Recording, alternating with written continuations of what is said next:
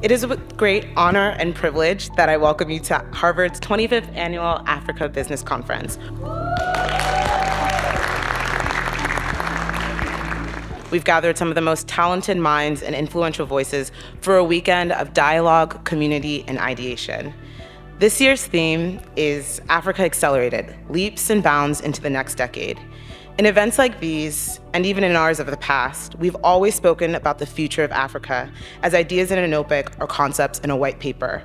But the future is now. The promises and goals we set in the 90s and early 2000s for what we wanted to see in 2030, 2050 are only a few years away.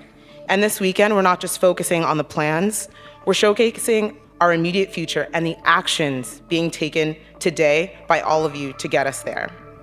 We settled on a vision that we codified into 3 I's. The first I was for inclusion, the second was for integration, and the third was for impact. And everything that you're seeing today by way of the conference falls under the third I, and we were very deliberate about incubating a conference that not only allows us project Africa on Harvard Business School campus, but will also allow us bring the best of Africa to come from Africa to discuss the future of Africa. And we're so delighted to see you all here today. A round of applause for yourselves, please. This club was founded in 1997 by students who really wanted to increase awareness of Africa on campus at Harvard Business School. Little did they know, I think, when they started the club, that they would bring together people from across so many countries and be sort of a melting point for talking about what's happening across the continent so many years later. Students have been dedicated to this vision across the years.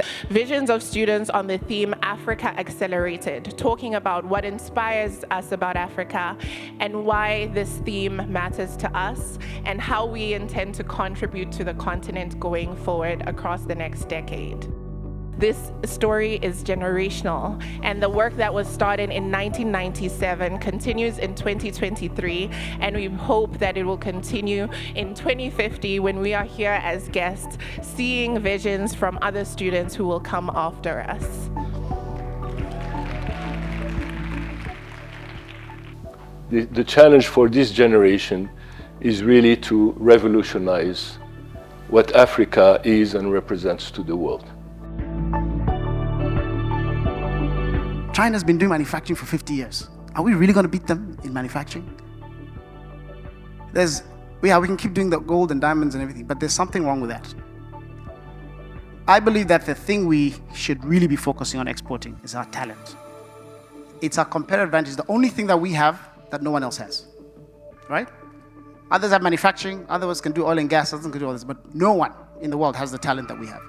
When we see the development of the gig economy in other markets, and you look at the demographics, I think Africa has an opportunity. I think it's still very early days in terms of the talent pools that are being built on the continent, but I think Africa has an opportunity there as well. There is no way I can see Africa as a continent, and I think of every single country on the continent, doing the leaps that we all imagine need to be done without a significant, and I would say even a leading role for the private sector in very many areas across the continent. Welcome to the 2023 Africa New Venture Competition.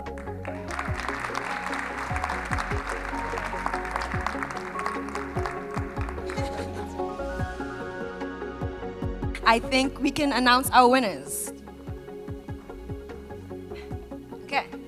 In third place, everybody please join me in congratulating Zed Motors.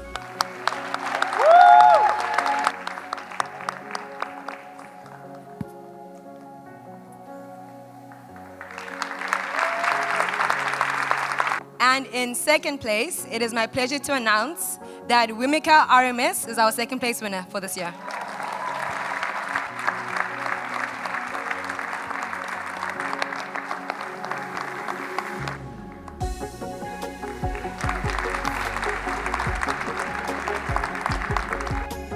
And finally, the winner of the 2023 Africa New Venture Competition is, drum roll please.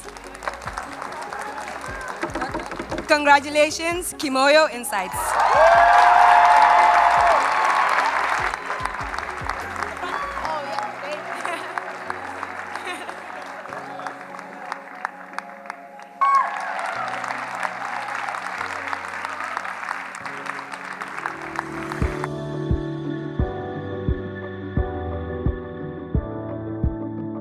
How do you select your investors? I guess it's all money, good money, and you've been on both sides now, so what do you wish you had known back then? And also, how do you balance like the share of equity? Because I feel with founders, at some point you're excited to get your product out there, and you just want the money to push it out because you believe in it. So how do you balance that? How you balance it, I think, is clarity. I think it took me a while. If you think about that Paystack, our first round, I had 44 investors. And it was so hard for me because these are 44 people telling me different things. Do this, do this. What am I going to do? So it took a while to get that clarity. But I would say that having some clarity on where you stand is very helpful as a founder. And once you have that clarity, investors become some of the best partners you have. Trying to raise capital, I mean, the old bricks and mortar model was not, had issues, but especially the law funding going to more primary care, more community, and more things at scale.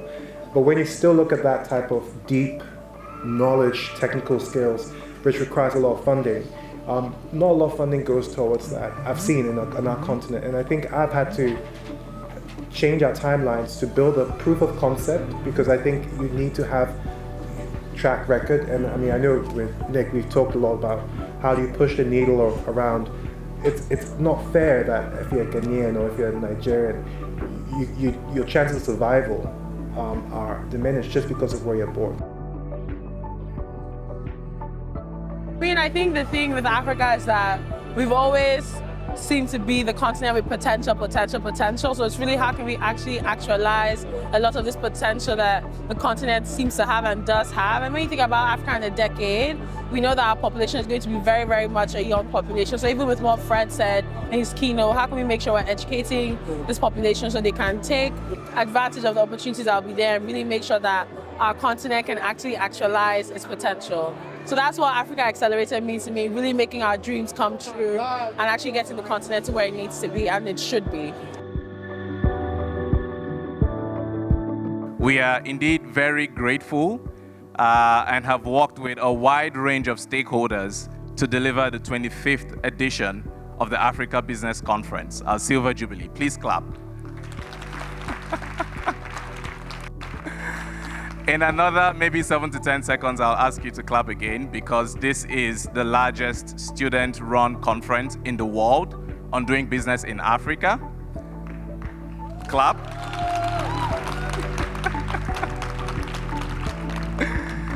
And it is the largest by multiple dimensions, whether you think about the budget, the size of the audience, or the caliber of dignitaries. Clap.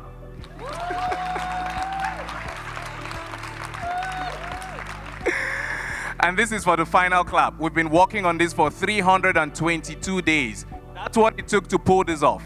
That's why you see the excellence here today. Clap.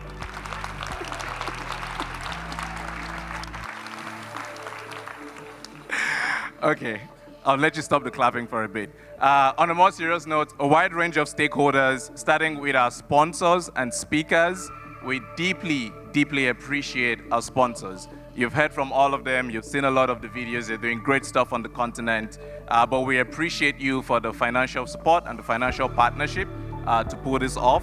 We appreciate all of our speakers, our keynote speakers, different panelists. We had very engaging sessions. Deeply grateful to you all. We're grateful to Harvard Business School and all of the staff that have supported us. We worked with a range of departments, including the MBA clubs, the MBA ops, the restaurant associates. We appreciate you. We appreciate the staff who've supported us from the Tech Corner just right over there. Please give them a round of applause.